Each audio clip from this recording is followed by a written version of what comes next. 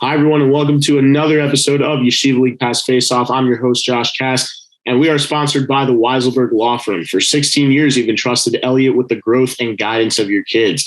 And now it's time to let him do the same for your family's most important asset, your home.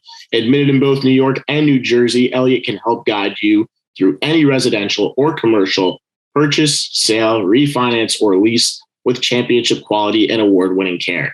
If you're looking for your commercial coach or a new home is your goal, reach out to the Weiselberg Law Real Estate Services today at 917-952-2597 or at wiselawesque@gmail.com. Reminding everyone once again, that's the Weiselberg Law Firm. Choose wisely. And once again, we have the man, the myth, the legend, the sponsor himself, Elliot Weiselberg, back on the podcast. Elliot, welcome back. And I think that, just to cut straight to the point, playoffs are right around the corner, and we've yet to have an episode, whether it was this season so far or last season, since it started once the season was over, breaking down the race and breaking down the standings and seeing where teams are going to line up in both JV and varsity.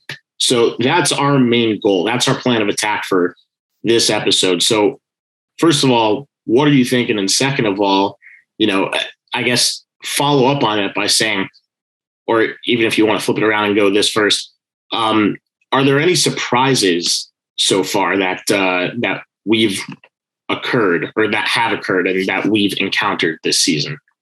Well, I mean, now that we are upon the final 2 weeks or so of the regular season, I guess this is as good a time as any to really jump into the playoff race, because things are going to become clear over the next 14 days. Actually, well, they're going to shake themselves out over the next 14 days, but it's really going to be an action-packed couple of weeks once everybody gets back from vacation. And now is probably the best time to take a look ahead and really look back at what did happen this season, because within the next 3 weeks, we're going to be starting playoffs, and most teams will have finished off their season. So in terms of surprises, I guess there are a few, but not so much on the grand scale. In other words, we have a few that people may not have expected, but probably should have in some shape or fashion. On the JV level, I think the fact that right now we're winding up in a 3-team race to finish out the final 2 spots, and a couple of the teams that are involved, probably people may not have expected to be fighting for it at this point, or probably shouldn't have been in the position they were in, which we'll get to when we cover JV. And in varsity, I think somewhat the same, actually. I think that there are a couple of teams that are going to potentially be on the outside looking in, based on the fact that their schedule just was what it was. They're in the division that they're in, whereas there are a few other teams that are going to make the playoffs having had much simpler schedules, and even some that had a little tougher schedules than others, still not matching up to the schedules of those that probably are much more talented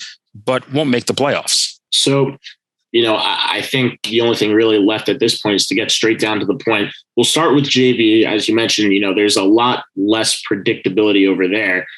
Or rather, I think it's a lot more predictable, less in the sense that there are a lot less surprises there. Obviously, and just to let our viewers know the way it works, it's different this year as opposed to how it was last year. Last year in junior varsity, the top 3 seeds in each division made it in. Didn't matter if there was a team in another division that was better than you, that had a better record, and they finished lower than the top 3 seeds in their own division. It was by division. This year, and I think the thing that makes more sense, because obviously there are divisions that are going to be more competitive, and it gives these teams more of a fair shot overall at making it, not just in any specific division, but overall, is the 1 seed in each division clinched a playoff spot, and they're the 1 and 2 seeds respectively, depending on, obviously if they're tiebreakers, then it goes to that. We won't get into that. But then there are 4 wild cards that precede the winners of each division. which could mean theoretically that mathematically speaking, you could have 5 teams from one division making it into the playoffs and just the one seed in the other division makes it in. So straight to the point, TABC, the 1 seed in the West, Elliot, I don't think there was much really contradicting that. And, some might say that SAR could have, potentially taken it from them. Right now, SAR... Well, they still could. Still could. Let's remember that. Let's remember that the two of them do face over the next week, and that's really true. The only matchup that matters to the both of them right now. Right. That matchup, TABC SAR, coming up next Monday, is going to be the matchup that determines the West. Right. And it will be a very close game when they faced earlier. But that matchup is in TABC. I don't see. I'm not going to recap that game, obviously, but I think we all know SAR has some fight against TABC. That's definitely been proven. A lot of people are saying that, they would actually play better away from their rink because of the ability that some of their players have to operate with much more space. We all know SAR is a very compact rink. But with that being said, I just don't see a way they go into TABC with that, with the crowd there and with those dimensions and really with what's on the line there and just taking them. They're a far more inexperienced team than TABC. We won't get into that either, but I think, there is a way SAR could put up a fight. I just can't see them winning that game. Well, right now, I think we should just take a step back and just sort of give everybody a lay of the land where everybody sort of is at the moment in both the East and the West. We've already covered SAR, TABC at the top of the West. SAR, after having beaten JEC, 8-1, TABC still undefeated at 7-0. Clearly, TABC has their destiny in their own hands, but regardless of any other win or loss, the only game that will matter for either team is going to be that game next Monday. TABC could theoretically lose to Frisch on Thursday night and then lose to Kushner on the 5th. As long as they beat SAR, they're still going to take the West because of the tiebreak. So that sets up the top of the West a little bit. Top of the East has DRS and North Shore in pretty much the same predicament. DRS currently at 8-1, North Shore at 7-1, 0-1. They face next Thursday. And it's funny to think that game really is going to be what it's going to be. Beginning of the year, you ask about surprises. I guess the question is whether or not one would have expected North Shore to have had the run that they had, despite the fact that they play in the East. Now, just to go back to a point you mentioned about how the playoff setup is, a lot of the reason for the playoff setup really is to combat the fact that there is such an imbalance in the number of teams in the two divisions. And we'll see the exact opposite when we get to varsity. But the East has 5 teams and the West has 8 teams. The only way to sort of give an opportunity for both divisions to get, I guess, the number of participants that are sort of worthy was to go to a system where you have a wide open wild card. This way it allows for more because there inevitably will be teams that shake out in both conferences that make their way to the top points wise. So we've already discussed the top 2 in each. The real race is going to be behind them. There are essentially 4 teams now fighting for the final 2 spots. We got 1 in the East, 3 in the West. In the East, you have Flatbush at 4-4. In the West, you have MTA at 5-2-1, Frisch at 4-4, and Oyastral at 4-5.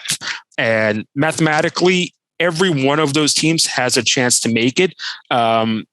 Percentage-wise, there are some that have way more of an opportunity than others, mostly based on the fact of schedule. And that really goes to the point that we discussed earlier, where we were going to allude to earlier, where schedule sort of plays a role in who will make the playoffs this year as opposed to talent. Right. So I think just to sum it up real quick, Flatbush, you mentioned at 4-4. They're going to play Rambam, a team that hasn't had a very, very strong season overall. Beat them already once in Rambam. 7-1 was the final score in that game. I don't feel like they feel that's really much of a challenge for them, considering they've gotten over it already. As for YDE, YDE also not having a very strong season, but the last time they played Flatbush, a closer game. That being said, it was at YDE. They obviously play much better there than they do on the road. But with that being said, you never know. It was still a Flatbush shutout. So Flatbush still was able to overcome whatever road hijinks that it could have transpired. Right. I'll refrain from giving my thoughts on both games, considering I'm going to be officiating both of those games, and it really is not something I like to do on games that I have a refereeing interest in. But just to play it out, let's assume Flatbush takes both those games. Flatbush at 6-4 will make the playoffs. The question's going to be who's going to join them from the West. And right now, the schedule really does favor MTA, despite the fact that Frisch really controls their own destiny, and them winning out could theoretically put them in a position too, depending on what happens with MTA and Or Yisroel on the 31st. The one team that really doesn't have as much of a shot is Or Yisroel, given where they'll wind up. They need a lot to happen. Theoretically, they're still in, but Or Yisroel and Frisch right now have the toughest road. MTA, having the schedule that they had, is the most likely 6th seed based on this scenario. Okay. So based on what it sounds like, you think Flatbush and MTA are going in as those last two teams. Well, think about Frisch's schedule. Frisch has TABC this week, right, and then MTA next week. MTA is... That's a winnable game for them. Yeah. The game against TABC is a much bigger mountain to climb, and it would take quite a bit. They would also still need help from Or Yisroel to beat MTA on the 31st. They don't even control their own destiny. Right. So MTA with a win could theoretically already clinch. So Frisch could do whatever they can. MTA and Or Yisroel face on the 31st, and it may make everything else irrelevant out west. Okay. But I think that we're pretty much on the same page in terms of where we think this is going to end up. So on to varsity then, I guess. Hold on. I just want to point out one thing, ironically. So I know you mentioned before about how things set up last year. Let's go back and take a look at where that would put things. Let's assume DRS and TABC get their wins. They get the East and the West respectively. TABC becomes the 1, DRS becomes the 2. At that point, the 3 would be SAR, the 6 would be MTA, the 4 would be North Shore, the 5 would be Flatbush. North Shore and Flatbush, the winner would then go to TABC, whereas the SAR MTA winner would go to DRS, effectively setting up exactly the same type of setup that we had last year. It's true, actually, come to think of it. And having been a part of that last year when we went into Kushner with Rambam's JV team, obviously I'm not going back to that game. I'm not going back to the postseason overall, but all the thoughts were, oh my gosh, like one of us has to, whoever wins this game, it has to go up against DRS, and DRS and TABC, I know it didn't seem that close during the regular season. Obviously DRS pulled out the upset in the end, statistically speaking, against TABC in the championship. But DRS was not a joke last year. You and I already know exactly what they had, what they were in store for. Everyone knew at the very least that they were going to be a contender. And ultimately speaking, Kushner had a lead in that game, and Kushner played with them for about a period and a half to 2 periods, but then it was just over. I think this year's DRS team is certainly weaker than that of last year. However, and this is a big however, that's not to say that the pieces that brought them a lot of success from the freshman side of last year aren't bringing them success as sophomores this year. And obviously, I'm not going to go fully in depth, but everyone knows Yitzi Uden is a top sophomore in the league. Everyone knows that Ellis Bornstein is a top sophomore in the league. Everyone knows about the breaking out of Micha Khan and Max Pakris as very, very, very strong and solid players that kind of fly under the radar with guys like Bornstein and Uden in front of them. And obviously on the TABC side, they need no introduction. Anyone who's been following YLP Face-Off so far has already seen me interview Aiden Rousman and has heard me talk with Mo Fuchs and even Elliot in the past. If you've listened to the championship broadcast talking about how last year that team, if you looked at it, yeah, their sophomores were obviously huge pieces and they were the veteran leaders of that team. But everything that really made them work, they ran through the younger players on that team that were ninth graders. And they've got a plethora of sophomores this year who have just been dominant. So going into, I'm sure we'll definitely cover that as we get closer to the playoffs and the championship.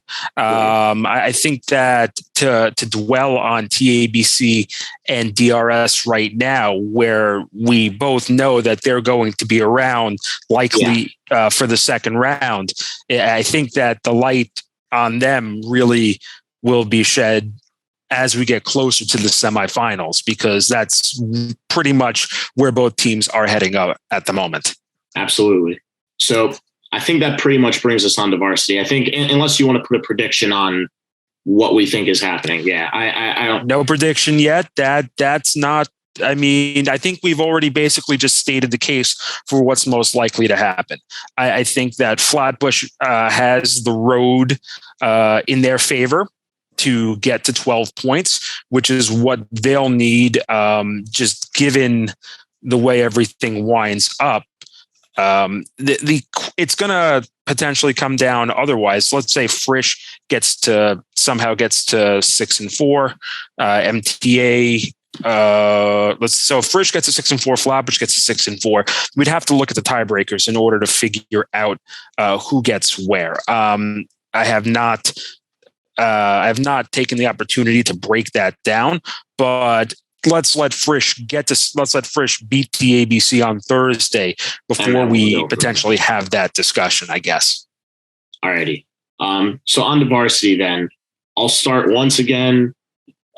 Very similar layout to JV in terms of the way the postseason breaks down and in terms of how teams clinch a spot and how many spots are available. The only difference being that there are 2 extra wild cards in the varsity league. So as opposed to having 4 wild cards, there are 6 wild cards. Still, the 1 seed in each division clinches a top 2 seed. So right now, on paper, we're looking at DRS in the East, and we're looking right now, I believe, at Frisch in the West, despite the fact that TABC has kind of snuck up on them from behind and beaten them twice already, which we'll get to, I'm sure. But aside from that, those are the 2 teams we're looking at. Other than that, it seems that TABC is likely locked up a playoff spot already. Same with SAR, same with YDE in the East, which obviously I know you want to get to. That's, you talked about teams, pulling a rabbit out of the hat and coming out of nowhere. Same with Hank, and same, it would seem to be with Hafter. There's still another uncertainty in terms of a spot left potentially in the West between Kushner and MTA. But other than that, everything else seems to really be falling into place. Also Flatbush on the East, only having played a total so far of, I believe, 9 or 10 games. 10 games. 10 games. 10 games. So I think that the varsity, in terms of the playoff teams, really breaks it down into 4 levels at this point. You have DRS, Frisch, and TABC who have locked up their playoff spots. TABC has the inroad towards the 1 seed in the West because they can still get 26 points, whereas Frisch's cap is 25 points. Plus Frisch has plus TABC has the tiebreaker over Frisch. TABC still has 2 games against Kushner remaining, 1 this week and 1 on the 5th. Kushner has played very well this year against the upper echelon in the West, beating SAR, playing close game against Frisch. So you can't give TABC the automatic at this point, but one would have to think that TABC definitely does have that inroad. In the East, DRS at 19 points, still has YDE right behind it. YDE and SAR are sort of at that next level of virtual locks, but just haven't gotten there yet. SAR is really there mostly because of their win total and having the 3 overtime losses, because theoretically there are still teams that can pass them if they don't win another game. If they lose to Frisch and lose to MTA, there's still the possibility that they can be jumped over. A slim, very slim possibility. SAR, though, SAR really only needs 1 point in the last 2 games to find their way into to clinch their postseason berth one way or another. Because as long as they get 18 points, MTA and Kushner cannot both pass them, and it'll put them out of reach of Flatbush, who can still try to find their way in. The next level is Hafter and Hank, and Hafter and Hank are really the teams that you will expect to be there, but they still need a little bit of work to get there. Hafter's at 8-4. Hank is at 7-3-0-1. Sort of the same reason with SAR, where they stand. Hank is in this category because of where they stand with wins and overtime losses. Both Hafter and Hank are at 16 points, and they could theoretically still be passed at this point by MTA, Kushner, and Flatbush, and one of them could theoretically find themselves on the outside. If you look at their schedules coming up, Hank has TABC and YDE, both very interesting games, very difficult games. YDE has, as we've discussed, had a very hot start. They've sort of fallen a little bit over the last few weeks, but they're still a very potent team, and Hank has struggled a bit of late as well. Hafter, with a brutal schedule down the back stretch against Frisch and DRS, could theoretically not win another game. They stay right there. They're in danger of being passed by any of the 3 teams in the last category, which is the really interesting setup between MTA, Kushner, and Flatbush in a race for what is essentially the final 2 spots. 1, 2, 3, 4, 5, 6. Sorry, the final spot potentially in the playoffs, which could see 5 from the East and 3 from the West, depending on how it shakes out.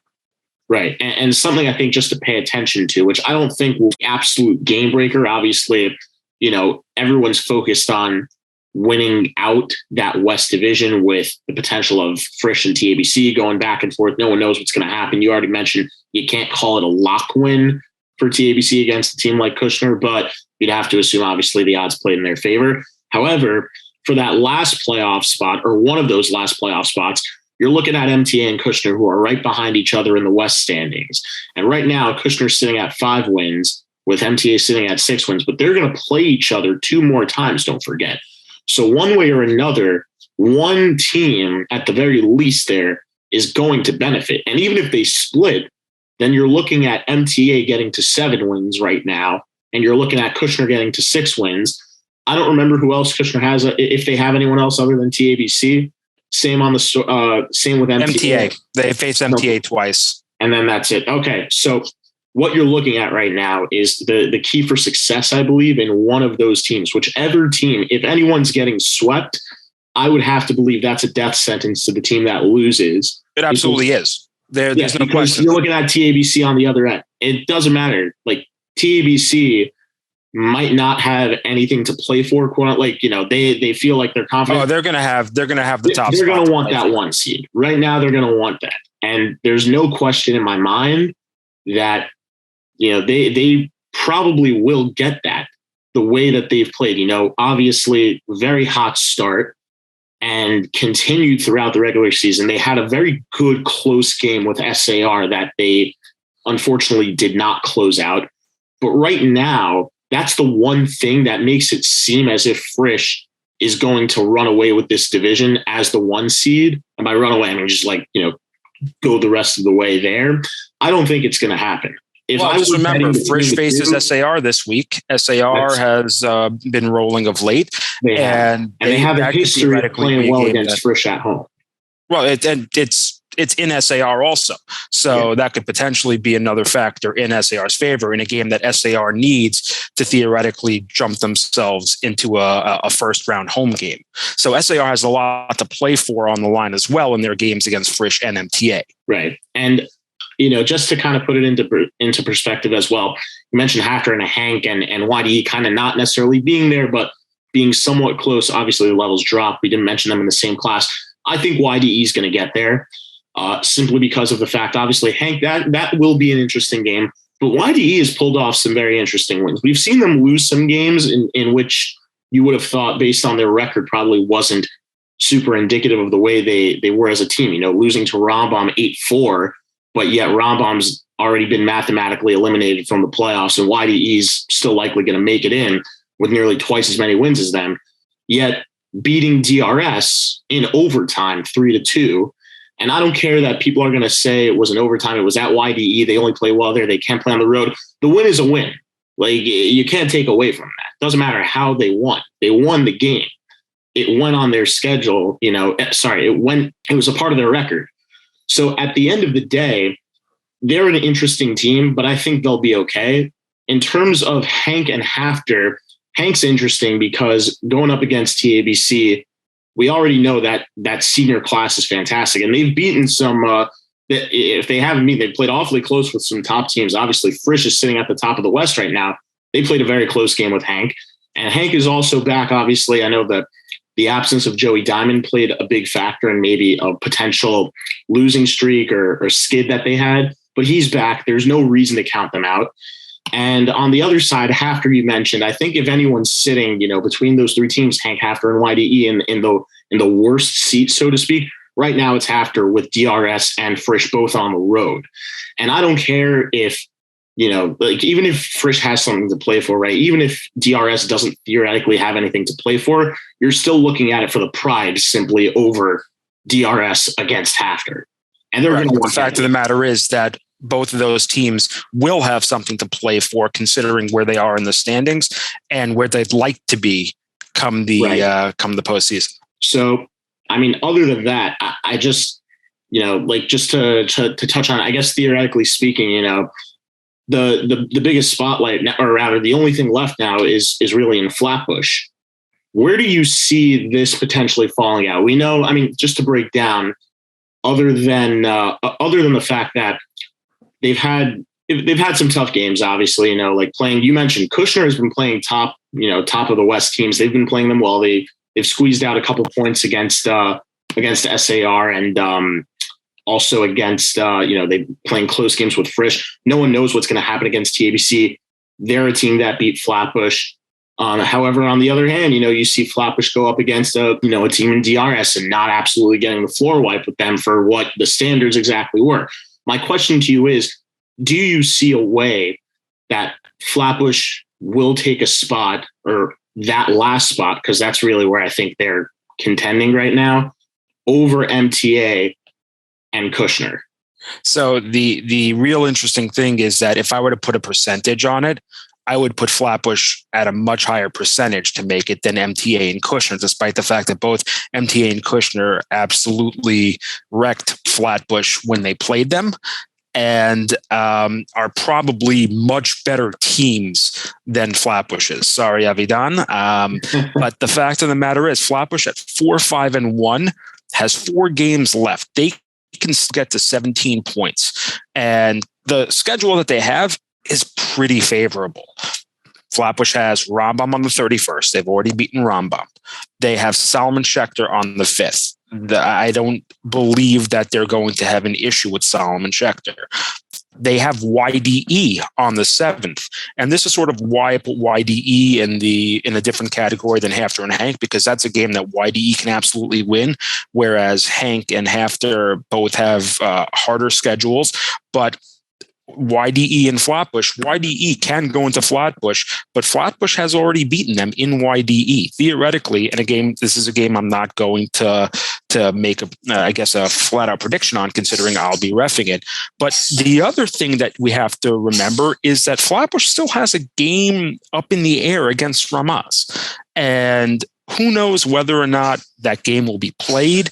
Who knows what the ramifications of that game will be. Ramaz at 4-8 has absolutely nothing to play for at this point. Will that game be played? If not, who takes that? Considering both sides of it actually had reason to not play that game when it was originally supposed to be. Ramaz originally put out to cancel the game because they didn't have enough players. They were on vacation, and Flatbush didn't have a gym at that point, although theoretically they could have moved the game. Had Ramaz played, they could have moved the game to the elementary school as opposed to the swimming pool that became their gym for a couple.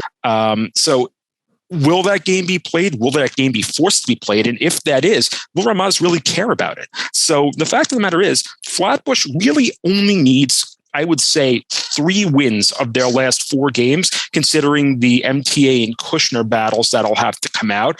And the fact of the matter is that given that MTA and Kushner both also have brutal matchups other than they're playing each other, I sort of give Flatbush the advantage when it comes to the race against 2 teams that probably should be playing in the postseason well above Flatbush, if you're going to think about it. And I know that for all intents and purposes that happens every year, but I think this really goes back to the disparity in schedules. Just to put a quick capper on it, if you look at the win percentages of the teams that all 3 teams have faced, Kushner and MTA both have faced opponents with a win percentage of above 500.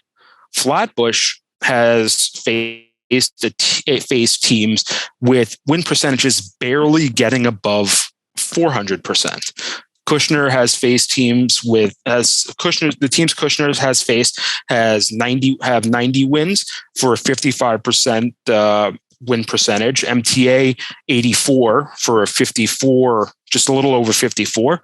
Flatbush, the teams that they faced only have 71 wins for what is essentially a 0.43 win percentage.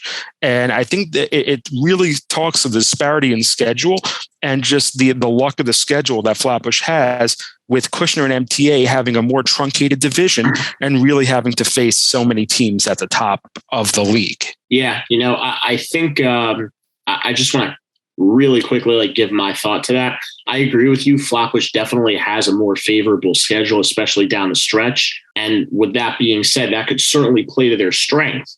We know what they are and we know what they're like when they're on their game, no matter who they're playing.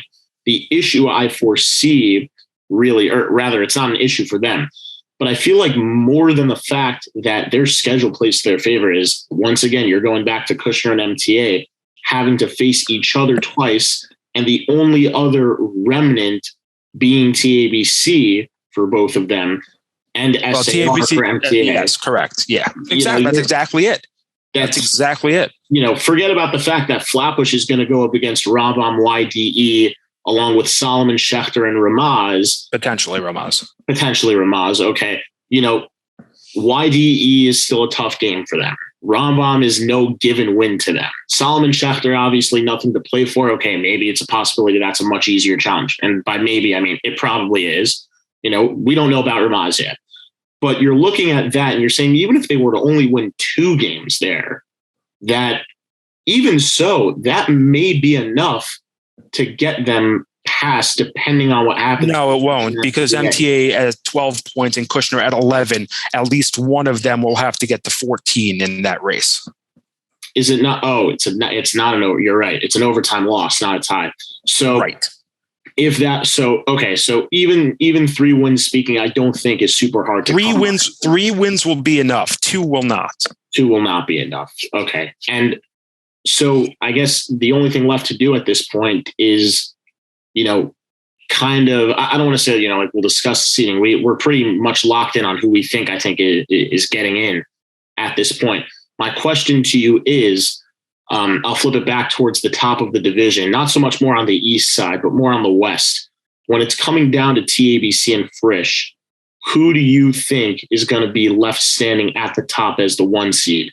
And no matter who of them, whichever one of them it is, they're likely to be the 1 seed period, not just in that division. They're going to be, because DRS can only get to 23 points. I think TABC is the clear favorite to take the West, just given the fact that they do face Kushner. Again, not an easy setup, but the fact of the matter is that that's a game. Those are games they should win, and Hank as well. TABC is a much better team than both, and really should pull out the 6 points they need. It's not that Frisch is a worse team; it's just that Frisch can only get to 25, whereas TABC can get to 26. So I put the advantage in TABC's court to be the 1 seed, DRS to be the 2, Frisch to be the 3, and we go down from there with a race between SAR and YDE and Hank to see who gets to host the final first round home game. So it's certainly going to be interesting going forward and seeing where everything ends up. I guess to the absolute last thing that will go here, you mentioned, fighting for that last home playoff game. Because of the way the standings are configured and the way the seedings are configured, rather, I should say, that even though TABC and Frisch are likely ending up with the 2 best records in the league, one of them, or whichever one of them, does not win the division is going to be the number 3 seed.